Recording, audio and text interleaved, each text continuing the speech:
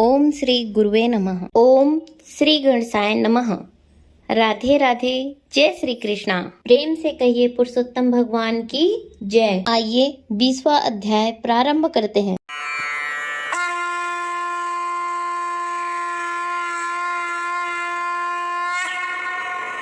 श्री सूत जी बोले, नारद जी नारायण जी के मुख से राजा धृष्टद्युम्न के चरित्र को सुनकर आगे की कथा बताने के लिए उनसे प्रार्थना करने लगे। नारद जी बोले, हे भगवान, राजा धृष्टद्युम्न ने वाल्मीकि ऋषि से कौन सा प्रश्न किया? कृपया मुझे विस्तार पूर्वक बतलाइए। भगवान श्री नारायण ने कहा कि राजा धृष्टद्युम्न ने महर्षि वाल्मीकि से कहा, हे महर्षि, सबसे पहले इस मोक्षदायक पुरुषोत्तम मास का व्रत, स्नान और साधना किसने किया था? इस मास की सेवा मोक्ष पाने के लिए कैसे की जाती है तथा दान की विधि क्या है? पूर्व जन्म में सुदेव ब्राह्मण के रूप में मैंने इसकी विधि पूर्वक सेवा की थी, जिससे मेरा मरा पुत्र जीवित हुआ था। हे तपोधन, इस जन्म में उसके नियम मैं भूल चुका हूँ। अब इसकी विधि विस्तार पूर्वक से सुनाइए। वाल्मीकि जी बोले, इस मास में प्रथम दिन से ही प्रातःकाल उठकर ब्रह्म को स्मरण करते हुए एक बड़ा सा जल पात्र लेकर नैऋत्य दिशा की ओर जावें। इस मास में व्रती घर से बाहर इसी भांति जाकर जनेऊ को दाहिने कान पर चढ़कर प्रातः सायं उत्तर की ओर मुख करके पृथ्वी पर घास बिछाकर सिर ढककर और मुख को बंद कर बैठे, न तो थूके न बोले। यदि रात्रि हो तो दक्षिण मुख होकर शौच करे। तदनंतर शुद्ध मिट्टी से 1 बार लिंग और 5 बार गुदा को धोए तथा 3 बार बायां हाथ व 10 बार दोनों हाथ मिलाकर मिट्टी से शुद्ध करें। 14 बार पैरों में मिट्टी मिलकर शुद्ध करें। यह शुद्धि तीर्थ जल से न करें, साथ में लाए जल से करें। तीर्थ के जल से दूर बैठकर यह शुद्धि करनी चाहिए। इस शुद्धि को करने के बाद तीर्थ में शुद्धि करें, अन्यथा यह अशुद्ध रहता है। यह व्रती की शुद्धि है। गृहस्थ जीवों को चाहिए कि वे शौच अर्थात मल त्याग के पश्चात उपरोक्त विधि से शुद्ध होकर 16 अथवा 12 बार कुल्ला करें। लघु शंका के बाद 8 या 4 बार कुल्ला करें।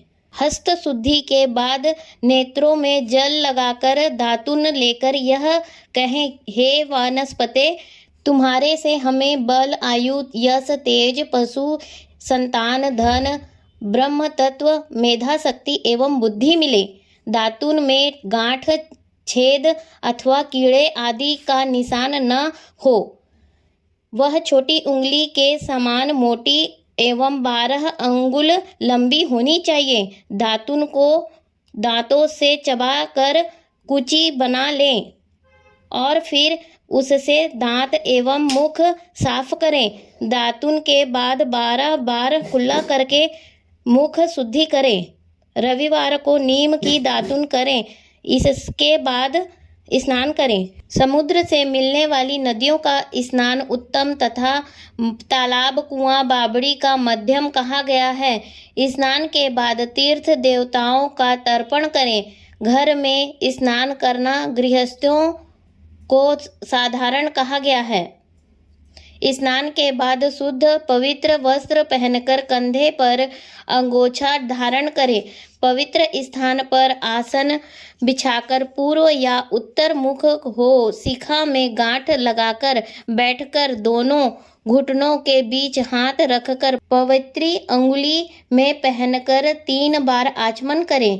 पवित्री आचमन के बाद गोपी चंदन अथवा मृतिका से खड़ी लकीरों वाला ऊर्ध्वपुंड या आड़ी लकीरों वाला त्रिपुंड लगाकर दोनों के मध्य में बिंदी लगाकर तिलक करें। गोपी चंदन से भुजाओं पर शंख और चक्र बनावे। यह सब पापों का नाशक है। जिसके शरीर में शंख चक्रादि दिखते हैं वह मनुष्य केवल मरण धर्मा ही नहीं भगवान का शरीर होता है। उस मनुष्य के पाप भी चक्रादि धारण से पुण्य बन जाते हैं। इसके बाद प्राणायाम और संध्या वंदन करें। प्रातःकालीन संध्या तारों के रहते करनी चाहिए और उसके बाद गायत्री मंत्र का जप करना चाहिए। सूर्य के उदय होने पर हाथ जोड़कर दर्शन करें और अर्घ दें। सायंकाल अपने पांव तथा पृथ्वी को नमस्कार करें। दिन भर की कमी के लिए सस्य मृतस्य मंत्र बोलकर क्षमा मांगे। दिन के पहले भाग में अपने नित्य कर्म को करके पुनः श्री पुरुषोत्तम भगवान की आराधना करें।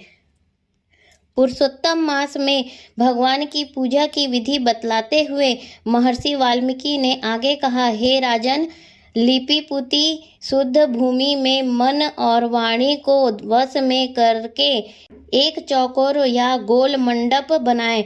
चौकी पर चावलों से अष्टदल कमल बनाकर उस पर सोने, चांदी, तांबे अथवा मिट्टी का यह कलश शुद्ध तीर्थ से जल से भरकर रखें। मिट्टी का कलश शुद्ध तीर्थ जल से भरकर रखें। कलश के स्थापन के बाद उसमें तीर्थों का आवाहन करें।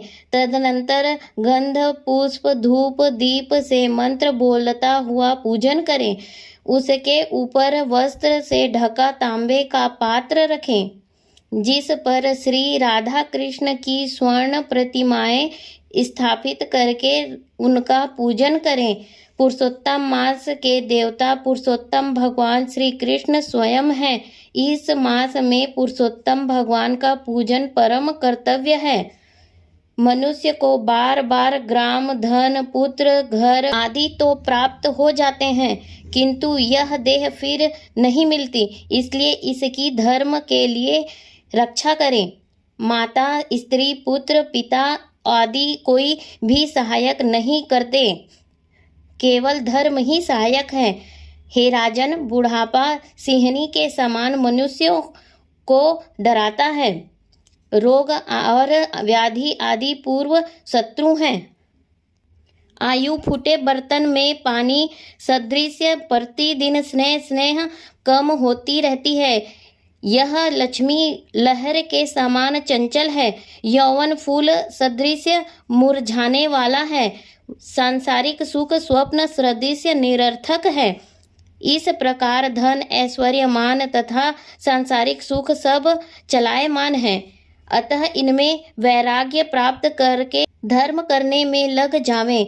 जिस समय धन, मन तथा दान लेने वाला योग्य पात्र मिल जावे तब मनुष्य को दान देने में देर नहीं करनी चाहिए। इसी से बुद्धिमानी है। बहुत से धन से तो होने वाले अनेकों धर्म हैं किंतु पुरुषोत्तम मास में किया थोड़ा धर्म भी महान हो जाता है। स्नान, दान और भगवत कथा में बैठकर भगवान का मनन करते रहना चाहिए। केवल इतना किया धर्म भी बड़े भारी दुख से मनुष्य को बचा लेता है। जिस प्रकार हाथी के पांव के निशान भी सभी जीवों के पैर समा जाते हैं, उसी प्रकार सब धर्म भी पुरुषोत्तम मास के धर्म में समा जाते हैं। श्री गंगा जी की समानता कोई भी नदी, कल्प वृक्ष की समानता अन्य वृक्ष और वेदों की समानता सभी शास्त्र भी मिलकर जिस प्रकार नहीं कर सकते, उस प्रकार कोई अन्य महीना पुरुषोत्तम मास की समानता नहीं कर सकता। पुरुषोत्तम मास के देवता स्वयं भगवान पुरुषोत्तम हैं, इसलिए श्रद्धा भक्ति से इसका पालन अवश्य करना चाहिए। इति श्री पुरुषोत्तम मास महात्म्ये ज्येष्ठधवोपाख्याने आहि कथनम नामे 20तमोऽध्याय समापन। प्रेम से बोलिए पुरुषोत्तम भगवान श्री कृष्ण की जय, पुरुषोत्तम मास की जय। राधे राधे, जय श्री कृष्णा।